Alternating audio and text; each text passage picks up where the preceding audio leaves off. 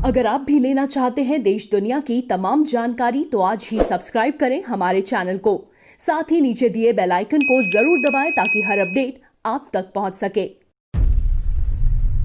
नमस्कार, प्रभा साक्षी के जागो नागरिक जागो कार्यक्रम में आप सभी का स्वागत है। मैं आपके साथ अर्चना द्विवेदी। आपने देखा होगा कि जब भी किसी के पास जीवन यापन से अतिरिक्त पैसा बचता है तो वो उसे उन जगहों पर लगाना चाहता है जहां पर वे पैसे सुरक्षित हों और उससे बेहतर रिटर्न भी मिले।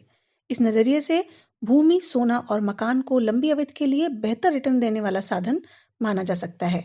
पुरानी मान्यताओं को तरजीह देने वाले भारतीय समाज के लोग आज भी भूमि, सोना या मकान में निवेश करना ज्यादा उपयुक्त और सुरक्षित समझते हैं, क्योंकि हर साल भूमि और मकान के मूल्य में काफी बढ़ोतरी हो जाती है।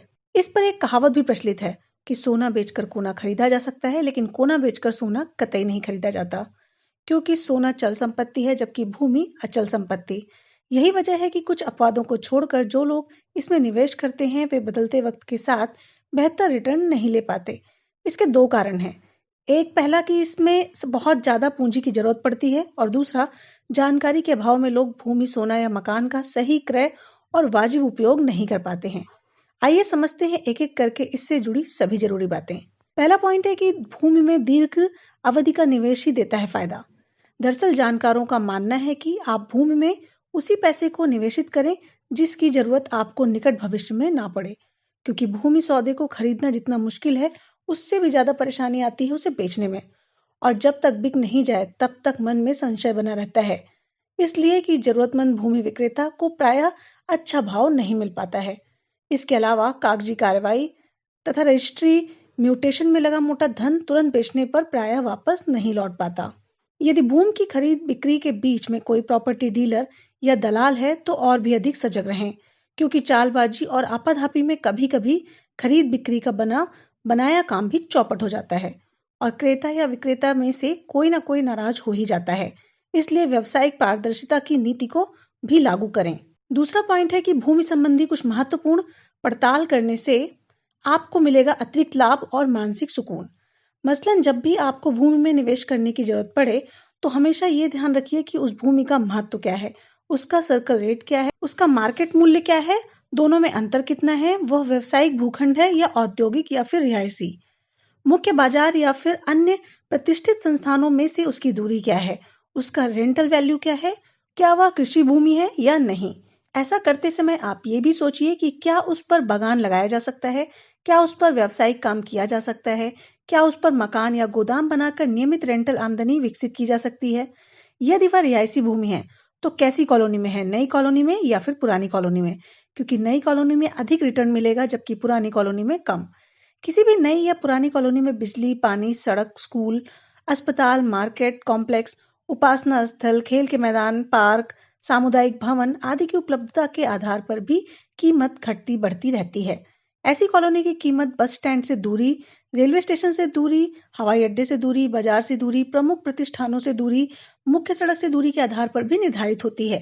इन दो जरूरी बातों के अलावा भूमि लेने से पहले कुछ और बातों का पता करना चाहिए। दरअसल ये ऐसी बातें हैं जो किसी भी भूमि के मूल्य में इजाफा करती हैं। इसलिए आप ये भी पता कीजिए कि संबंधित कॉलोनी या व्यवसायिक इलाका कच्ची है या पक्की, स्थानीय अथॉरिटी से स्वीकृत है या फिर लाल डेरा क्षेत्र से, उस भूमि पर बैंक लोन हो सकता है या नहीं, यदि हो सकता है तो फिर कितना, क्योंकि जितना हो सकता है वही उसका वास्तविक मूल्य हुआ, जिसका भुगतान आप चेक या ड्राफ्ट के माध्यम से करते हैं, और जो आपसे ब्लैक में या नगद मांगा जाएगा वो इस पेशे से जुड़े लोगों को और विक्रेता का अतिरिक्त लाभ होता है, जिसकी अब परंपरा बन चुकी है, लेकिन यह दबी जुबान से चलती है, खुल्लम खुल्ला नहीं। इसलिए अपेक्षित सावधानी जरूर बरतें। इसके अलावा जब भी आप भूमि खरीदें तो लोन अवश्य करवाएं। इससे जमीन संबंधी कमियों का पता आपको चल जाता है। साथ ही पेपर अवश्य लें। यदि रजिस्ट्री हो तो तुरंत करवाएं और पावर ऑफ अटॉर्नी के चक्कर में ना पड़ें। साथ ही म्यूटेशन भी अवश्य करवा लें। इससे आपकी भूमि परफेक्ट हो जाएगी और जब भी आप इसे बेचना चाहेंगे तो आसानी से बिक जाएगी और ठीक ठाक मुनाफा देगी, बशर्ते कि आप चालाकी पूर्वक अपना काम करने को तत्पर रहिए। ये तमाम बातें किसी मकान, दुकान, फ्लैट, कोठी, फैक्ट्री आदि पर भी लागू होती हैं। हालांकि कुछ अतिरिक्त कानूनी सावधानियां भी बरतनी पड़ती हैं और संबंधित संस्थाओं के प्रावधानों के मुताबिक सौदे को जांचना और जचवाना पड़ता है।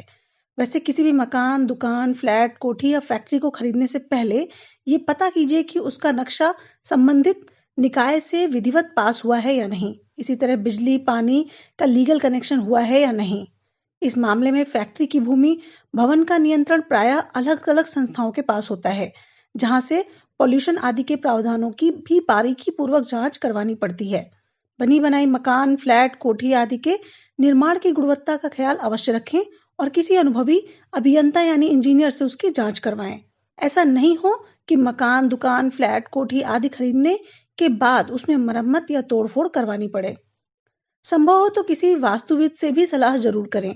ये ऐसी बारीकियां हैं जिनसे आपका निवेश परिपक्व समझा जाएगा और उससे आपको अपेक्षा से अधिक लाभ भी मिल सकता है। इसलिए धैर्यपूर्वक डील करें, सस्ता सौदा खरीदें, महंगे दामों पर बेचें, ताकि आपके निवेश पर आपको अव्वल रिटर्न मिले। अब तक के ट्रेंड के मुताबिक प्रायः 10-12 साल में जमीन की कीमत दुगनी हो ही जाती है, इसलिए इत्मीनान पूर्वक निवेश करें।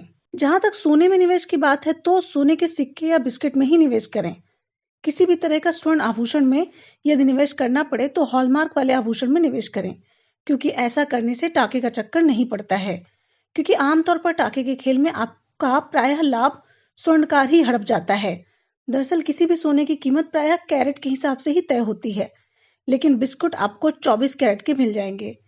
लेकिन स्वर्ण आभूषणों में 20-22 कैरेट या 16-18 कैरेट का प्रचलन ज्यादा है। इसका असर सोने की गुणवत्ता और कीमत पर भी पड़ता है। वैसे तो सोने का भाव प्रायः ऊपर ही जाता है, लेकिन ऑफ सीजन में ये कभी कभार 2-3 हजार रुपए तक डाउन भी हो जाता है। अब तक के ट्रेंड के मुताबिक अमूमन 8 से 10 सालों में सोने का भाव दुगने हो ही जाते हैं, इसलिए आपका निवेश दुगना हो जाएगा। उम्मीद है आपको जानकारी पसंद आई होगी। अगले सप्ताह फिर से मुलाकात होगी, तब तक के लिए धन्यवाद।